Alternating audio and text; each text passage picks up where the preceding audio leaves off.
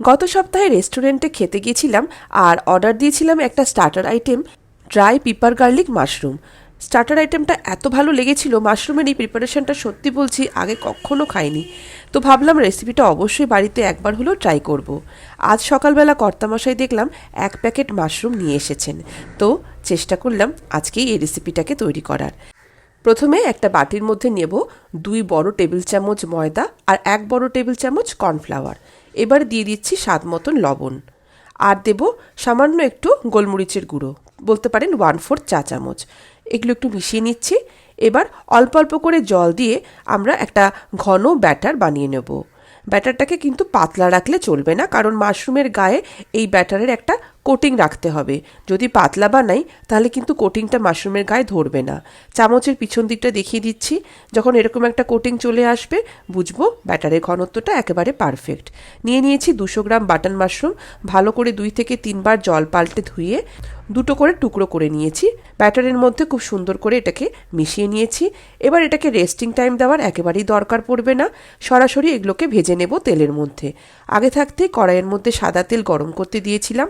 এবার অল্প অল্প করে এই ব্যাটার লাগানো মাশরুমগুলোকে তেলের মধ্যে ছেড়ে এপিট ওপিট লালচে করে ভেজে নেব। গ্যাসের ফ্লেমটাকে আমরা লো টু মিডিয়ামেই রাখবো। যখন এরকম সুন্দর একটা গোল্ডেন কালার চলে আসবে মাশরুমের গায়ে, তখন তেল থেকে ছেঁকে এগুলোকে তুলে নেব। টোটাল মাশরুমের এই ভাজাগুলো আমার 2টো ব্যাচে ভাজা হয়েছে। একসাথে সবগুলোকে না দিয়ে এইভাবে ব্যাচ ওয়াইজ ভাজলে কি হবে, প্রত্যেকটা মাশরুম আলাদা আলাদা করে সুন্দর করে ভাজা হবে। এই রেসিপিটা আপনারা কিন্তু মাশরুমের বদলে পনির কিংবা চিকেন দিয়েও ট্রাই করতে পারেন, তবে অবশ্যই আমি বলবো মাশরুম দিয়ে এটা একবার হলেও ট্রাই করবেন। দেখুন আমার সমস্ত মাশরুমগুলো ভাজা হয়ে গেছে। এগুলো কিন্তু এমনি এমনি চা বা কফির সাথে খেতে দারুণ লাগে। তো এবার এই রেসিপির নেক্সট স্টেপে যাই। দেখুন এখানে নিয়েছি একটা বড় পেঁয়াজ, 10 থেকে 12টা রসুন আর 2টো লঙ্কাকে এইভাবে খুব সরু সরু করে কুচো করে নিয়েছি। আর যেই কড়াইতে মাশরুম ভেজেছিলাম সেই কড়াইয়ের তেলটাকে কমিয়ে অল্প একটু রেখে তার মধ্যেই এই পেঁয়াজ, রসুন, লঙ্কা এগুলোকে একদম লালচে করে ভেজে নেব। যেহেতু এটা পিপার গার্লিক মাশরুম, তাই গার্লিকের পরিমাণ মানে রসুনের পরিমাণটা একটু বেশি রাখবেন। দিয়ে দিলাম 1 মুঠো কারি পাতা। কারি পাতা যদি বাড়িতে থাকে অবশ্যই এই রেসিপিতে দেওয়ার চেষ্টা করবেন। এই কারি পাতার ফ্লেভারটা এই রেসিপিতে কিন্তু ভীষণ ভালো আসে। দিয়ে দিলাম স্বাদ মতন লবণ। রসুনটা যখন একদম লালচে করে ভাজা হবে তখন দিয়ে দিচ্ছি 1 চামচ ডার্ক সয়া সস। সয়া সসটা 1 চামচের জায়গায় 2 চামচও রাখতে পারেন, তবে সয়া সস দেওয়ার পরে আর বেশি এটাকে তেলের মধ্যে নাড়াচাড়া না করে ভেজে রাখা মাশরুমগুলোকে ছেড়ে দিচ্ছি।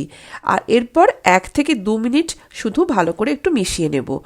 খুব বেশি পরিমাণে আর ভাজার দরকার পড়বে না, কারণ অলরেডি মাশরুমগুলো ভাজাই আছে।